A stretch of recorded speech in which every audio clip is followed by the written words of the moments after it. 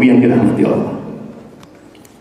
Bahkan Pak Budiarjo tahun 1980 nulis tentang apa itu komunis. Jadi nilai-nilai yang terkandung dalam komunisme itu adalah monoisme, prinsip yang menolak golongan-golongan atau strata dalam satu masyarakat. Karena di dalam ideologi komunis itu yang dikenal sama rasa, sama rata. Kemudian yang kedua, kekerasan dianggap cara yang sah untuk mencapai satu tujuan.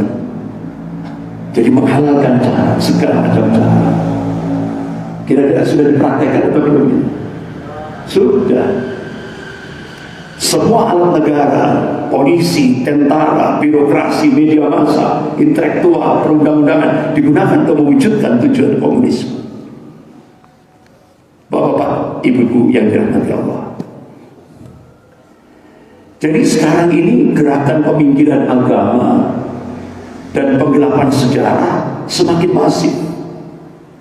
Jadi agama dipinggirkan sekarang ini. Dan ini nampak sekali sudah. Dan agama musuh terbesar Pancasila. Jadi logikanya agama sekarang musuh terbesar negara. Makanya jangan kaget Profesor Said Agil Siraj memberikan statement agama itu tidak dari langit tapi dari manusia. Sampai dia ngomong jangan sekali-kali mengajarkan akidah. Kalau mengajarkan akidah itu akan muncul radikalisasi. Ini pernyataan. Jadi gerakan peminggiran agama ini justru didukung oleh tokoh-tokoh Islam seperti Profesor Said Agil Siraj. Ya, jangan mengajarkan akidah. Padahal akidah itu pondasi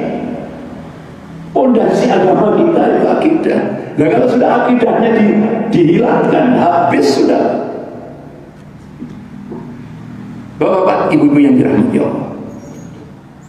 Bahkan penggelapan sejarah ini semakin masif. Seperti yang disampaikan oleh Profesor Said Agil Siraj, tidak ada Indonesia kalau tidak ada Cina. Ini belajar sejarah dari mana?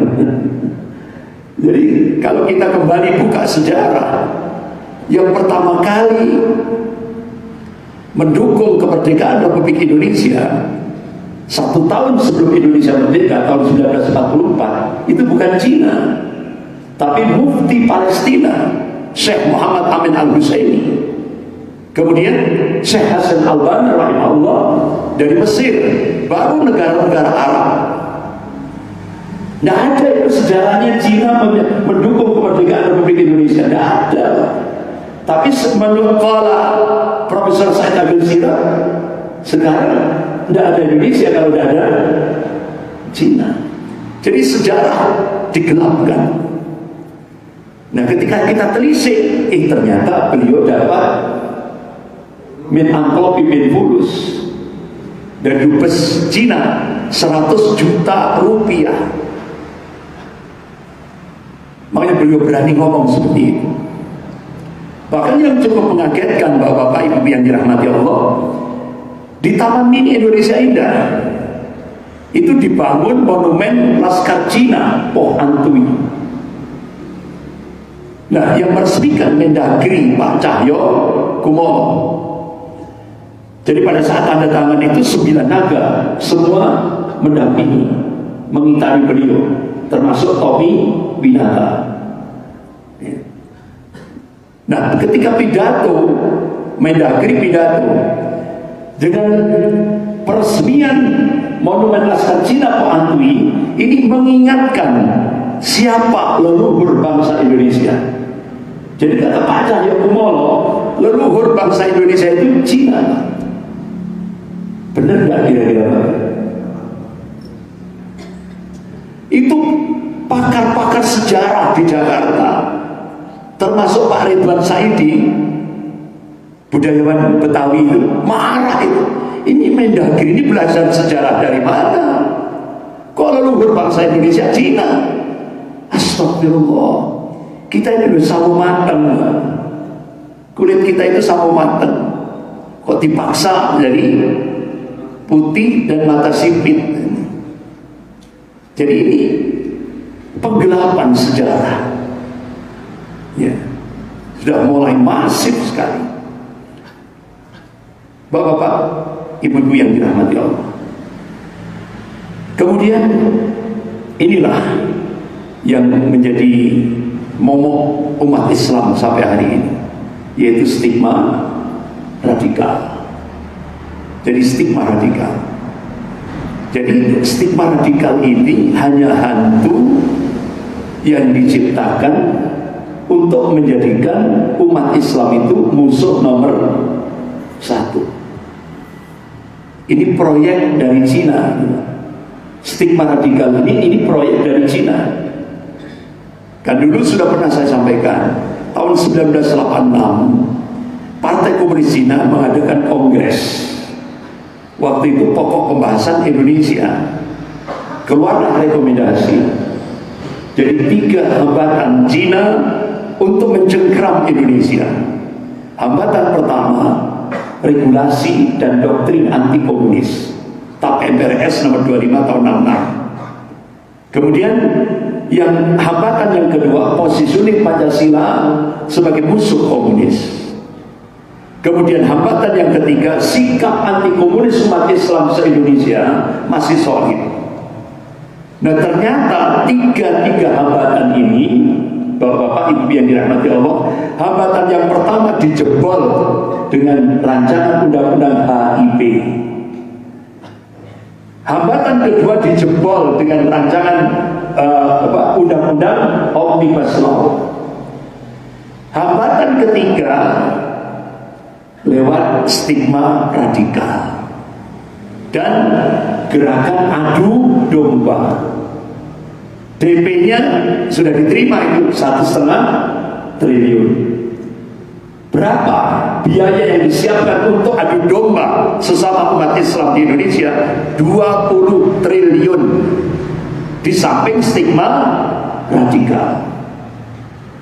Jadi stigma radikal ini senjata untuk melemahkan umat Islam di Indonesia. Dalam rangka apa? Islamophobia, kebencian terhadap Islam dan kaum muslimin. Bapak Ibu yang dirahmati Allah, coba yang grogoti uang negara mereka, Harun Masiku teroris menyuap KPU, ya sampai sekarang belum ditemukan. Ya. Jadi sampai akhirnya di medsos itu muncul meme. Kalau teroris, walaupun dia sembunyi pasti ketangkep. Tapi kalau koruptor, walaupun sembunyi disembunyikan. Ya seperti itu.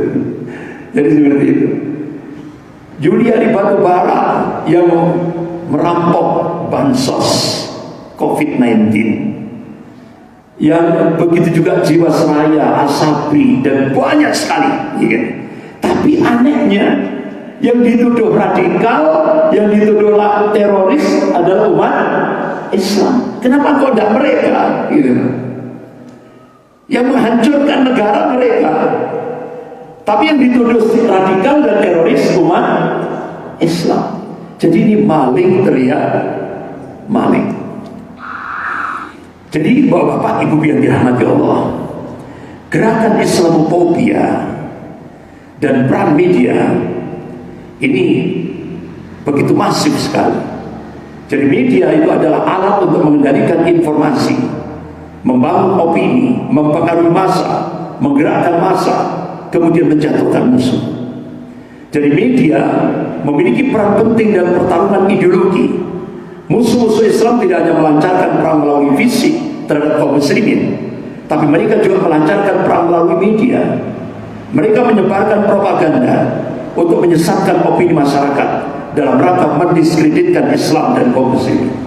Apalagi hampir 90% media mainstream di Indonesia itu sudah dikuasai 9 naga.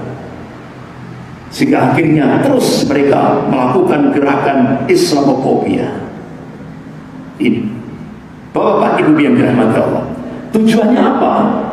Gerakan Islamophobia itu tujuannya apa? Untuk mempersempit ruang gerak umat Islam. Yang kedua, peluang menumbuhkan musuh Islam dari luar dan dalam Islam sendiri terbuka lebar. Dari luar Islam koalisi mudah digalang. Di tubuh umat Islam akan ditanam orang-orang yang akan menikung. Itulah yang disebut dengan operasi deception. Jadi mereka disusupkan untuk menghancurkan Islam dari dalam. Ini yang sekarang lagi tren di Indonesia. Jadi menyusupkan orang untuk menghancurkan Islam dari dalam. Ini tantangan kita ke depan. Saya masih ingat apa yang disampaikan oleh Letnan Jenderal Z.A. Maulani, mantan Kabakin, ketika beliau kumpulkan hampir 70 ulama-ulama se-Jawa Timur di Surabaya. Alhamdulillah waktu itu saya juga ikut undangan itu. Jadi beliau wanti-wanti ke depan, kata beliau, operasi intelligent deception itu harus diantisipasi oleh ormas-ormas Islam, oleh tokoh-tokoh Islam. Jadi mereka ini akan ditempelkan untuk menghancurkan Islam dari dalam, untuk merusak Islam dari dalam. Ini yang harus kita tingkatkan kewaspadaan itu. Bapak Ibu yang dirahmati Allah, contoh ini kita lihat Undang-Undang ITE, ya, Undang-Undang ITE. Itu kan korbannya sudah 700 lebih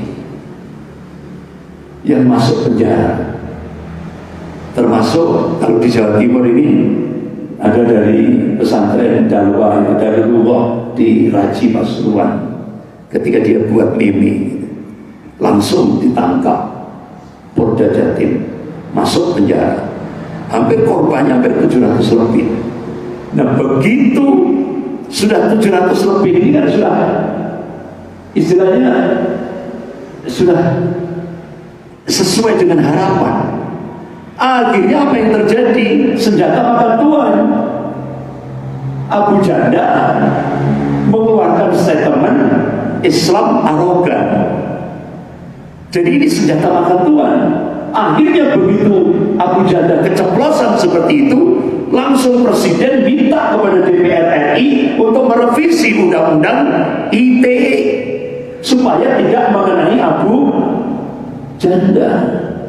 Karena Abu Janda ini memang orang istana yang dilindungi oleh negara. Sampai akhirnya Kapolri yang baru, Abu Janda cukup minta maaf saja, selesai juga. Tidak ada hukum bagi Abu Janda. Jadi targetnya sudah 700 lebih masuk penjara. Nah begitu senjata makan tuan, Abu Janda diselamatkan. Makanya sampai sekarang Abu Janda cukup minta maaf saja, selesai. Ya, selesai.